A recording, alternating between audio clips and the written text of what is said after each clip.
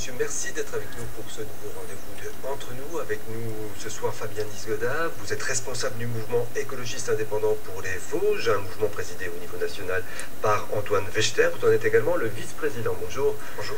Alors, l'écologie n'est pas un thème majeur de la campagne présidentielle qui se focalise de plus en plus sur le duel entre Nicolas Sarkozy et François Hollande. Une bipolarisation qui frustre un bon nombre d'électeurs. Est-ce que vous en êtes de ces électeurs frustrés?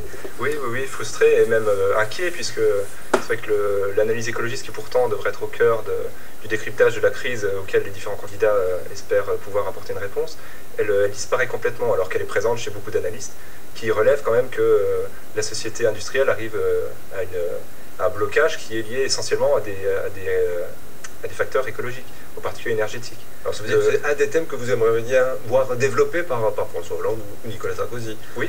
Enfin, Eva Joly le porte en tant que candidat des écologistes, mais c'est vrai que l'accent n'est pas suffisamment mis, et puis les médias reprennent assez peu ce thème, en laissant entendre que l'écologie est un thème secondaire par rapport à des thèmes plus généraux comme l'économie, l'emploi, alors que précisément c'est le fondement de tout le reste. Et si on ne va pas au fondement écologiste de la crise, on ne résoudra en aucune façon les problèmes d'économie et d'emploi. Alors ça, vous venez de le dire, Eva Joly défend cette problématique et défend ces solutions. Bien que l'écologie dans cette campagne présidentielle est représentée par deux femmes. Alors il y a Eva Joly pour Europe Écologie Les Verts, il y a aussi Corinne Lepage pour CAP 21. Elles ont toutes les deux du mal à décoller dans les sondages, et en plus elles s'envoient quelques phrases assassines. Vous soutenez Eva Joly? Oui, d'ailleurs le MEI était rentré dans une dynamique de rassemblement des écologistes, en particulier dans la préparation de la primaire écologiste, qui avait été organisée principalement par Europe Écologie, mais auquel le MEI avait participé. Nous soutenions Nicolas Hulot, qui nous semblait la figure qui permettait d'incarner cette écologie et puis de porter les thèmes dont je parlais tout à l'heure, mais dès lors qu'Eva Joly a été désignée par la primaire, c'est devenu une autre candidate. Mais est-ce que vous la trouvez suffisamment audible dans cette campagne? C'est sûr qu'il y a des problèmes, comme dans toute campagne, de communication, de choix des thèmes. Les médias sont peut-être en partie responsables aussi de mettre l'accent parfois sur les petites phrases des uns des autres. Alors, vous-même, vous serez candidat pour les législatives de la deuxième circonscription des Vosges. Il y a eu un accord avec Europe Écologie Les Verts, donc il n'y aura pas de candidat Europe Écologie Les Verts dans la deuxième circonscription des Vosges. Votre suppléante sera d'ailleurs issue de ce mouvement. Quand vous avez présenté votre candidature, vous avez déclaré que c'est le niveau local et l'initiative citoyenne qui favorisent grandement la construction d'une société plus durable et plus juste. Est-ce que vous pouvez nous en dire un peu plus? Oui, justement par rapport au fait qu'il y a des paramètres nationaux et même globaux qui vont s'imposer à nous dans différents domaines alimentaires, énergétiques, macroéconomiques, le citoyen peut parfois être un peu démuni. Alors c'est vrai que l'écologie, qu'on a pu qualifier d'écologie punitive, peut parfois mettre l'accent sur la responsabilité individuelle, mais cette démarche-là est assez contre-productive.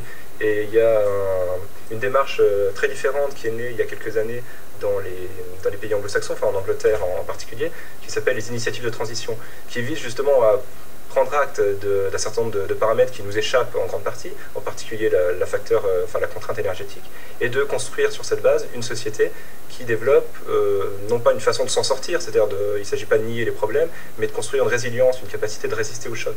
Et sur le bassin de Saint-Dié, il y a déjà effectivement des initiatives qui se multiplient dans différents domaines, dans le domaine de l'énergie. Alors parfois c'est porté par des institutions comme le pays par exemple, comme le Toit Vosgien comme aussi, le Toit Vosgien, qui a eu des initiatives depuis très longtemps.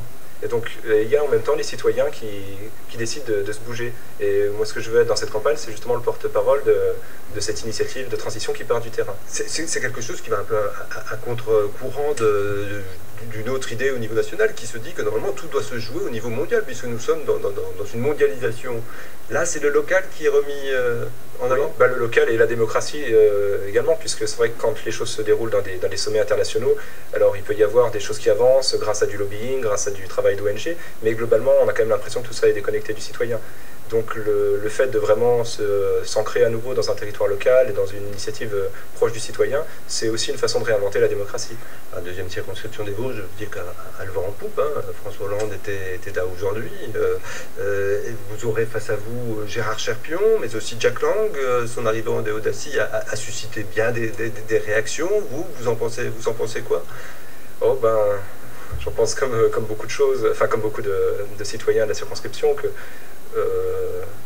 il n'est pas tout à fait à sa place. Enfin, on a beaucoup glosé sur son parachutage.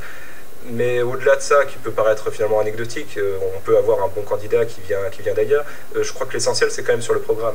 Et le fait que Jack Lang, comme tout candidat socialiste, et d'ailleurs là, son challenger de gauche, de droite, Gérard Cherpion, n'aurait rien de mieux à présenter, il reste enfermé dans le schéma de la croissance, et donc pas du tout en phase avec les propositions que je disais tout à l'heure. Donc finalement, je suis là pour l'instant au troisième candidat déclaré, donc on peut dire qu'il y a 2 candidats sortants, hein, puisque Gérard Cherpion, lui, a fait 3 mandats, dont 2 sur la dernière décennie, associé à un gouvernement qu'on peut assez fortement critiquer.